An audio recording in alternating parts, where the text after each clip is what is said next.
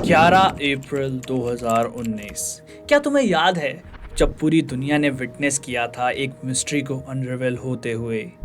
ये सिर्फ एक तस्वीर नहीं थी, ये सालों की क्यूरियोसिटी, डेकेड्स का हार्डवर्क और 100 साल पुरानी आइंस्टाइन की थ्योरी ऑफ रिलेटिविटी का जीता जागता प्रूफ था। और ये इमेज थी एक ब्लैक होल की, जो कि इवेंट होराइजन टेलीस्कोप से जनरेट की गई थी। पर क्या तुम्हें पता है कि आइंस्टाइन से भी 200 साल पहले किसी ने ब्लैक होल्स के बारे में बात करी थी और इन्हें डार्क स्टार्स का नाम दिया था? तो चलो आज जानते हैं ब्लैक होल्स के बारे में, कहाँ से इनका रेफरेंस आया, किस तरह से साइंटिस्ट ने इनके बारे में सोचा और एक्चुअल में ये ब्लैक होल्स होते क्या हैं, और अगर तुम ब्लैक होल के अंदर जाना चाहो तो तुम्हारे साथ क्या होगा।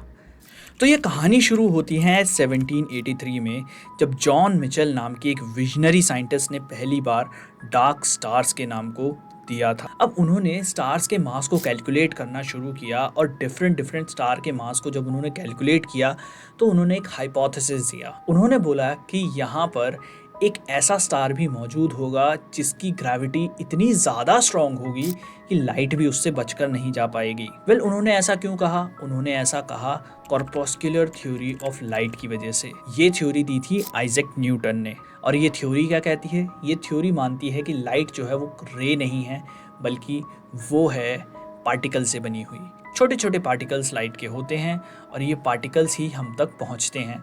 आज हम इन पार्टिकल्स को अलग तरीके से देखते हैं, बट उस समय पे कॉर्पस्कुलर थ्योरी में लाइट को पार्टिकल माना गया था। जितना ज़्यादा बड़ा स्टार होगा उतना ज़्यादा बड़ी उसकी ग्रेविटी होगी और उतनी ही ज़्यादा लाइट को तकलीफ होगी उससे बाहर निकल के आने में। और कॉर्पस्कुलर थ्योरी की वजह से लाइट को निकलने में ज़्यादा टाइम लगेगा, क्योंकि लाइट जो है वो क्या है? वो एक पार्टिकल है उस थ्योरी के मुताबिक, और पार्टिकल का तो एक मास भी हो सकता है। तो ऐसा कोई भी मास अगर किसी स्टार से निकलता है तो उसकी स्पीड पे फर्क पड़ेगा, ऐसा जॉन मिचेल ने बोला। पर उन्होंने सबसे क्रेजी चीज ये बोली कि भाई यहाँ पर यूनिवर्स में एक ऐसा स्टार भी एग्जिस्ट करता है जिसकी ग्रेविटी इतनी ज्यादा इमेंस है कि वहां से लाइट का कोई भी पार्टिकल नहीं निकल सकता।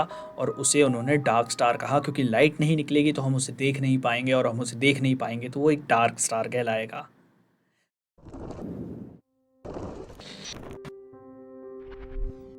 इस बात पर लोगों ने ज़्यादा ध्यान नहीं दिया। जॉन मिचेल की वैसे बहुत रिस्पेक्ट थी, बट उनकी इस थ्योरी को लोगों ने मानने से थोड़ा सा मना किया, थोड़ा आनाकानी करी, बट पूरी तरीके से नहीं नकारा। स्टिल लोगों ने ये डार्क स्टार के कॉन्सेप्ट को उतने अच्छे से नहीं अपनाया। पर उसी से कुछ सालों बाद 1796 में लैप्लास ने भी सेम बात कही और उन्होंने ये बताया कि इनविजिबल स्टार नाम की चीज़ जो है वो एग्जिस्ट कर सकती है यूनिवर्स में, जिससे लाइट भी पार नहीं पा सकती। और ये दोनों का ही जो डिस्कवरी थी या फिर कहें हाइपोथेसिस आई थी, वो कॉर्पस्कुलर थ्योरी ऑफ लाइट की वजह से आई थी। और कॉर्पस्कुलर थ्योरी किसने दी थी? आइजैक न्यूटन ने।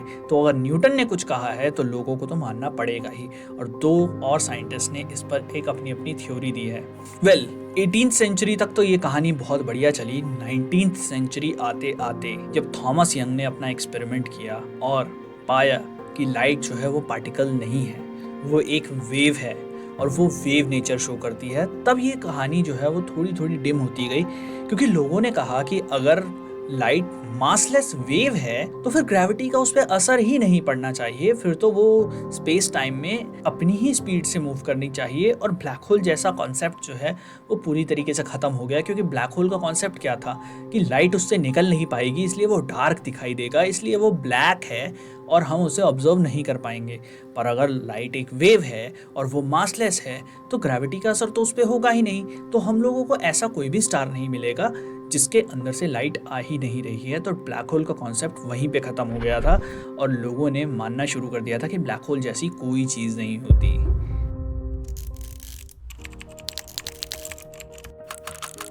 पर 100 साल बाद एक और कहानी लिखी गई 1915 में, और आइंस्टाइन ने दी अपनी जनरल थ्योरी ऑफ रिलेटिविटी।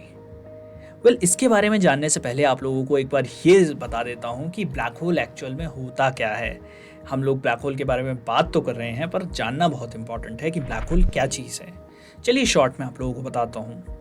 तो ब्लैक होल स्पेस टाइम में एक ऐसा रीजन है, या आसान भाषा में कहूँ तो एक ऐसा ऑब्जेक्ट है जो कि इतना ज़्यादा डेंस है, इतना ज़्यादा मैसिव है कि लाइट भी उससे नहीं निकल के जा सकती।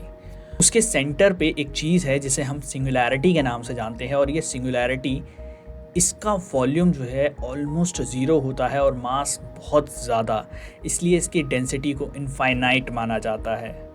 और स्पेस टाइम का ये रीजन जो है सिंगुलैरिटी, इससे बाहर कुछ भी नहीं जा सकता। इस सिंगुलैरिटी के बाहर एक चीज़ है जो इसको कवर करती है, वो है इवेंट होराइज़न। अब इवेंट होराइज़न क्या होता है? इवेंट होराइज़न एक थ्योरेटिकल बाउंड्री है। जी हाँ, थ्योरेटिकल। हम लोगों को नहीं पता है कि इवेंट होराइज़न नाम की कोई चीज़ होती भी है या नहीं।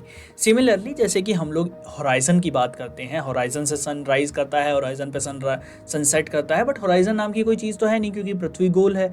इसी तरीके से इवेंट होराइज़न नाम की भी चीज़ एग्जिस्ट करती है कि नहीं, ये अभी कहना मुश्किल है, बट हम लोग इसे थ्योरेटिकली मानते हैं क्योंकि इसके पार अगर कोई चीज़ चली गई तो वहाँ से वापस नहीं आती।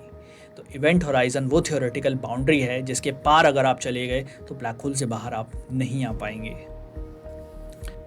आप लोगों को अगर इनफाइनाइट डेंसिटी को समझना है तो इमेजिन करो पूरी दिल्ली, पूरी की पूरी दिल्ली का मास पेन की एक निब पे या फिर सुई की एक नोक पर, अगर आप लोग उसे इमेजिन कर सकते हो, इतनी डेंसिटी जो है वो अप्रॉक्सीमेटली ब्लैक होल की डेंसिटी को मैच कर सकती है। वैसे तो इससे भी ज़्यादा डेंस होता है ब्लैक होल। अब बात यह है कि ब्लैक होल की डेंसिटी इतनी ज़्यादा होती है तो वो स्पेस टाइम को बेंड करता है, और स्पेस टाइम को बेंड करने से वो लाइट को भी अपने पार से नहीं जाने देता। ब्लैक होल अपने आसपास आने वाली हर चीज़ को अपने अंदर एब्जॉर्ब करने की कोशिश करता है, चाहे वो लाइट हो या मैटर हो, उसे कुछ फ़र्क नहीं पड़ता, वो सब कुछ खा जाता है। और ब्लैक होल जितनी सारी चीज़ों को खाने लगता है, उसके बाद कुछ कुछ चीज़ें वो बाद में एमिट भी करता है, बट इसके बारे में बाद में बात करेंगे कि ब्लैक होल क्या एमिट करता है, क्या नहीं करता। बट कई लोग ऐसा सोचते हैं कि क्या होगा अगर हम ब्लैक होल के अंदर चले जाएं, क्या हम जिंदा बचेंगे, क्या हमारे पास ऐसी कोई चीज़ होगी जिससे हम ब्लैक होल के अंदर जाकर कुछ चीज़ ऑब्जर्व कर सकें। तो चलिए इसके बारे में भी बात कर लेते हैं। साइंटिस्ट का मानना है कि अगर आप इवेंट होराइज़न के आसपास भी पहुंच गए तो ब्लैक होल का एक तो इतना ज़्यादा मास है कि उसके ग्रेविटेशनल फोर्स से आप लोगों की बॉडी क्रम्बल करने लगेगी। अगर आप ब्लैक होल के आसपास भी हैं, अगर अर्थ जितने डिस्टेंस पे हैं, सन जितना ब्लैक होल है, जितना सन है उतने डायामीटर का अगर कोई ब्लैक होल है, और अगर आप अर्थ जितने डिस्टेंस पे हैं, तो इतना ज़्यादा ग्रेविटेशनल फोर्स लगेगा आपके ऊपर कि आपकी बॉडी जो है वो पूरी क्रम्बल करने लगेगी। प्लस आपका जो हार्ट है वो इतना ज़्यादा प्रेशर लगेगा उसको ब्लड पंप करने में कि वो हार्ट फेल भी हो सकता है। बट फिर भी मान लीजिए कि आप इस चीज़ को काउंटर करते हुए पहुंच गए इवेंट होराइज़न के पास और इवेंट होराइज़न में एंटर कर गए। इसके बाद क्या होगा? इसके बाद भाई इंटरस्टेलर मूवी में तो आप लोगों को दिखाया है कि आप लोग अलग डायमेंशन में पहुंच जाएंगे, बट ऐसा कुछ भी नहीं होने वाला। आपकी बॉडी का एक एक एटम, और जिस स्पेसशिप में आप गए हैं उसका एक एक एटम डिसइंटीग्रेट हो जाएगा, और आपकी कॉन्शियसनेस जाने से पहले पहले आपकी बॉडी डिसइंटीग्रेट हो जाएगी, और ब्लैक होल के अंदर आपके एटम्स चक्कर काटेंगे हाई स्पीड पे। हो सकता है कि वो आयनाइज भी हो जाएं। सोचकर ही डर लग रहा है ना? तो अब आप अपने दोस्तों के साथ प्लान बनाओ कि कौन सा ऐसा दोस्त है जिसको आप ब्लैक होल के अंदर भेजना चाहोगे। मैन ऑफ स्टील कुछ लोगों ने देखी है अगर, तो वहाँ पर जनरल जॉर्ड और उसकी जो सेना है, मतलब कि जो उसके साथी हैं, उसकी गैंग है, उनको यही सज़ा दी जाती है कि उन्हें ब्लैक होल के अंदर फेंक दिया जाएगा, मतलब कि उन्हें डिसइंटीग्रेट कर दिया जाएगा। अब चलो थोड़ी सी बात कर लेते हैं ब्लैक होल के फॉर्मेशन पर। देखो, ब्लैक होल का फॉर्मेशन हमें बताया गया है कि बहुत ज़्यादा सुपर मैसिव जो स्टार्स होते हैं वो जब कोलैप्स करते हैं तब सुपरनोवा के बाद ब्लैक होल्स बनते हैं। और सर एस चंद्रशेखर ने हमें बताया है कि 1.4 सोलर मास से ज़्यादा जिन स्टार्स का मास होगा वो स्टार सुपरनोवा में कन्वर्ट होंगे, और वो या तो न्यूट्रॉन स्टार बनेंगे या फिर एंड में ब्लैक होल बनेंगे। अब कौन से स्टार ब्लैक होल बनते हैं, कौन से नहीं बनते, इसके बारे में भी हम लोग आगे जानेंगे। बट अगर आप लोगों को सुपर मैसिव ब्लैक होल्स के बारे में जानना है जो कि इस तरह से नहीं बनते, जिनका फॉर्मेशन एकदम अलग होता है, जिनकी कहानी एकदम अलग होती है, अगर उसके बारे में ज़्यादा जानना है तो आप लोग मेरा ये पॉडकास्ट देख सकते हैं प्रोफेसर प्रज्वल शास्त्री के साथ, जिन्होंने अपनी पूरी ज़िंदगी सुपर मैसिव ब्लैक होल के ऊपर रिसर्च करने में लगाई है। अब वापस आते हैं ब्लैक होल्स के ऊपर और बात करते हैं कि भाई 1915 में ऐसा क्या हुआ था कि ब्लैक होल को हम लोगों ने दोबारा से अपनाया था। वेल 1915 में आइंस्टाइन की जनरल थ्योरी ऑफ रिलेटिविटी ने प्रेडिक्ट किया था कि कोई भी मास जो है वो स्पेस टाइम को बेंड करता है। चाहे मैं हूँ, चाहे मेरा लैपटॉप है, चाहे ये सामने कैमरा है, चाहे ये माइक है, कोई भी चीज़ जिसके पास मास है वो स्पेस टाइम को अपने अपने तरीके से बेंड करती है। मतलब कि जितना ज़्यादा मास होगा उतना ज़्यादा प्रोमिनेंटली वो बेंड करेंगे।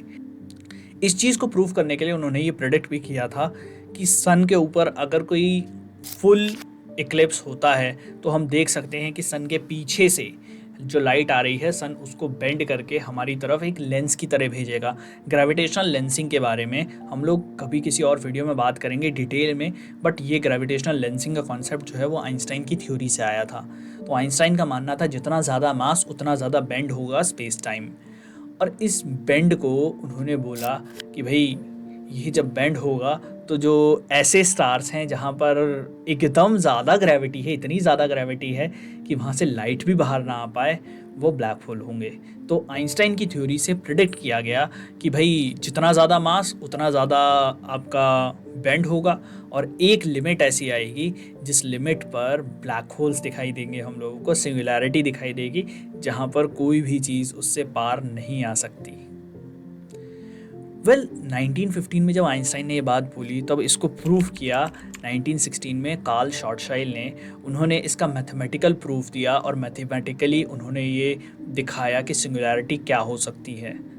तब लोगों ने ब्लैक होल के कॉन्सेप्ट को दोबारा से अडेप्ट किया और ब्लैक होल के बारे में फिर आगे कहानी आई और बहुत सारे लोगों ने इस पर काम किया, चाहे सर एस चंद्रशेखर हो, चाहे वो रॉजर पेनरोस हो, चाहे वो जॉन व्हीलर हो, चाहे वो पंकज जोशी हो, चाहे वो स्टीफन हॉकिंग हो, या फिर चाहे वो कोई और साइंटिस्ट हो, अभय आस्टेकर ही क्यों ना हो, या फिर और भी लोग। 2020 में इसी के लिए नोबेल प्राइज़ भी दिया गया था। पर इस बारे में कहानी जो है वो अब हम आगे जानेंगे, वरना वीडियो बहुत लंबा हो जाएगा और हमारे एडिटर भाई साहब थोड़े से नाराज़ हो जाएंगे।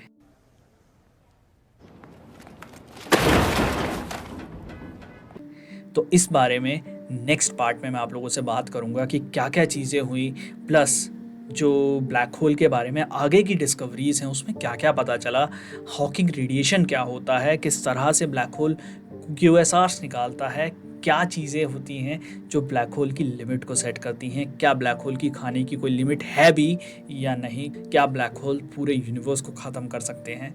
ये सारी बातें हम लोग नेक्स्ट वीडियो में जानने की कोशिश करेंगे। अगर आपको अब तक ये वीडियो पसंद आई तो लाइक कर देना यार, इस वीडियो को शेयर करना अपने दोस्तों के साथ जिनको एस्ट्रोनॉमी और ब्लैक होल से रिलेटेड चीज़ों में ज़्यादा इंटरेस्ट आता है।